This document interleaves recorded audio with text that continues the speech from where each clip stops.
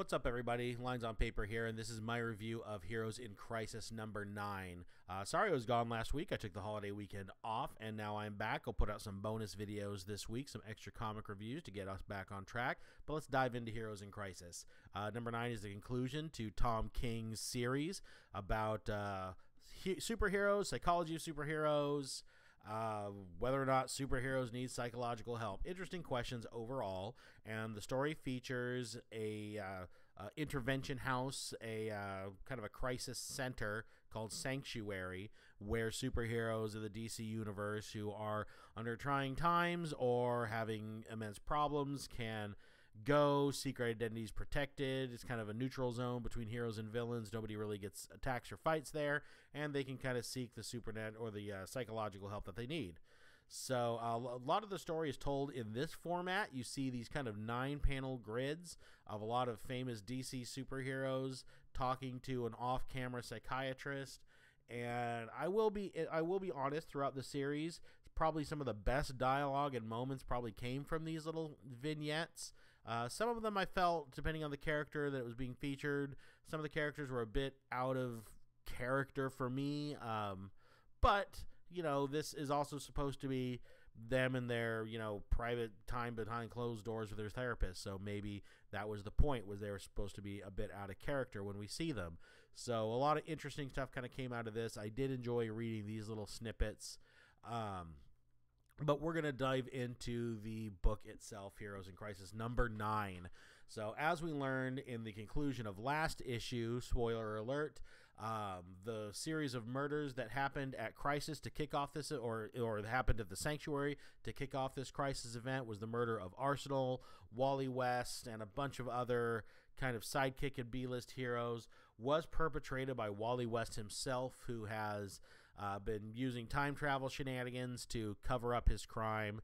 And that's where we find ourselves now. The heroes of the story, Blue Beetle, Booster Gold, Harley Quinn, have all kind of come back together and are confronting Wally West about his confession. And this book is kind of a tale of two books.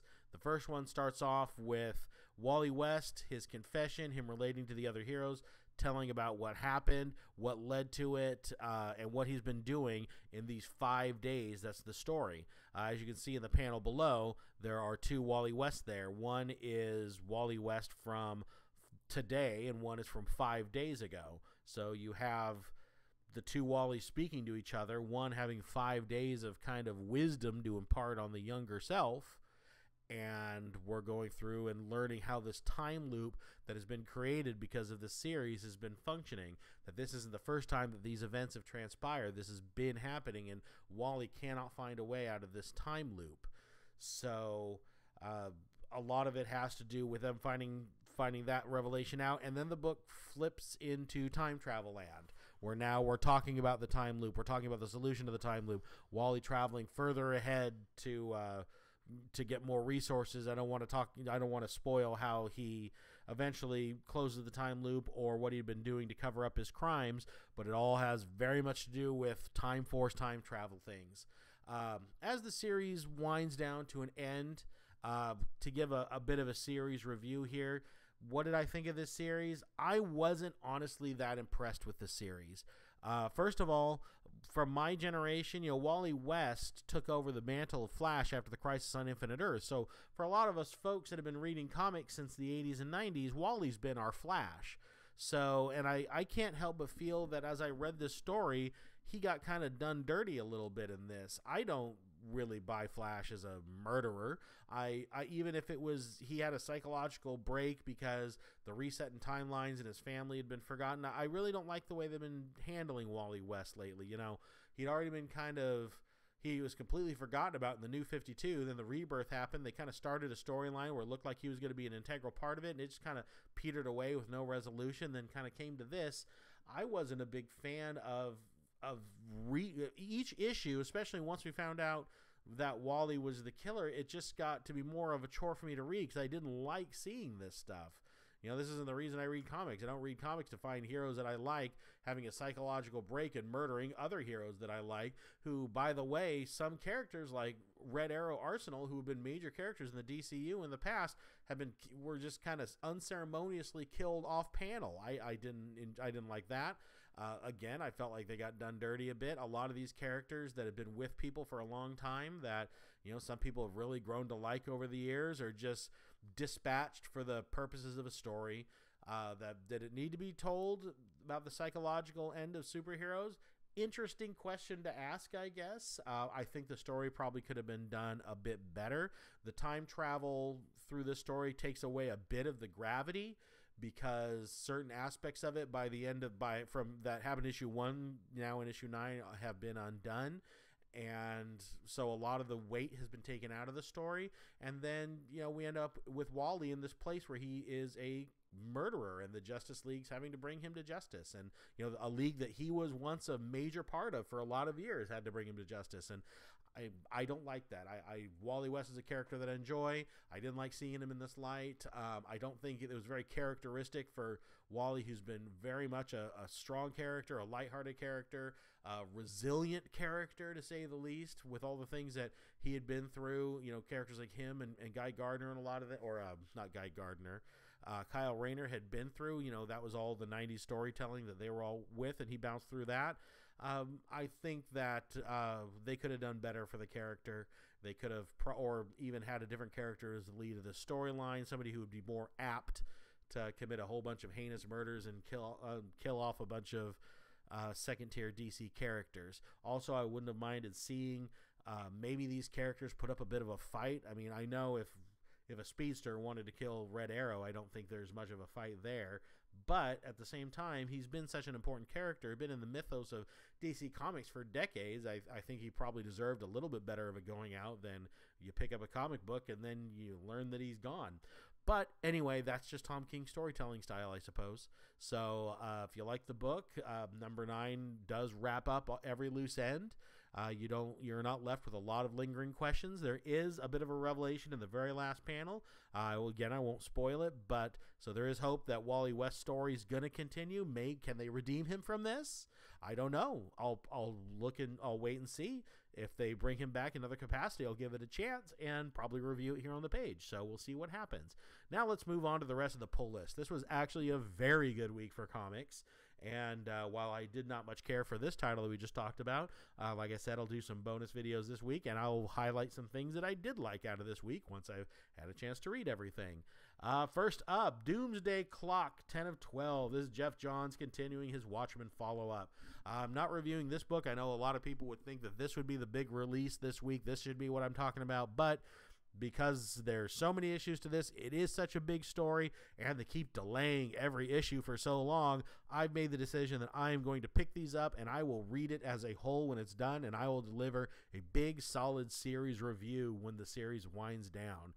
Next, we have Amazing Spider-Man number 22, series number 833. The Hunted saga concludes. Kraven's big master plan is going to be finally revealed. Spider-Man, again, he is in a menagerie of animal-themed villains that have been captured, put into a closed-off Central Park, and kind of imprisoned there in a bizarre kind of safari with Spider-Man at the center of it. He's been having to fight his way through. The Lizard and Black Cat are trapped in there with Kurt Connor's son trying to get out. A lot of things happening and a lot of loose ends tie up here in the conclusion. So definitely been picking up this series, picked this one up. Next up we have, again, Marvel's strongest title to date, The Immortal Hulk. This book just keeps getting better and better, and this month we are treated to the return of one of Hulk's biggest and baddest villains, the Abomination. So check this one out. Al Ewing and Joe Bennett are telling a fantastic Hulk story. This is the book to be reading if you're reading anything from Marvel. This is definitely what you want to pick up. Spawn, I am a huge Spawn fan, in case you didn't know. I have been collecting since issue number 1, and here we are, issue number 297, the road to 300. I don't know if you guys saw the news last week, but Spawn number 300 has a slew of all-star artists going to be doing interior pages as well as alternative covers of the comic. It's normal artist Jason Sean Alexander. Alongside of him is going to be the likes of J. Scott Campbell, Greg Capullo, and Todd McFarlane himself are all going to be drawing chapters in issue number 300. The record tying longest continuous independent series will be issue number 300, and 301 will break the record set by Cerberus, indie comic back in the 90s by Dave Sim, and Spawn will become officially the longest running independent comic title in history.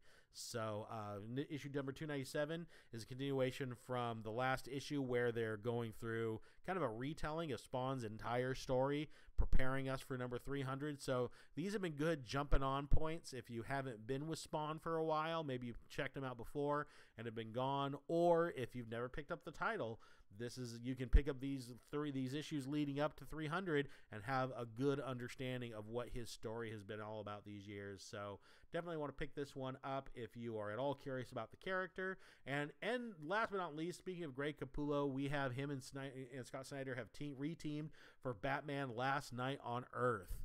This is a very interesting looking book. Batman wakes up, or I shouldn't say Batman, Bruce Wayne rather, wakes up in an asylum.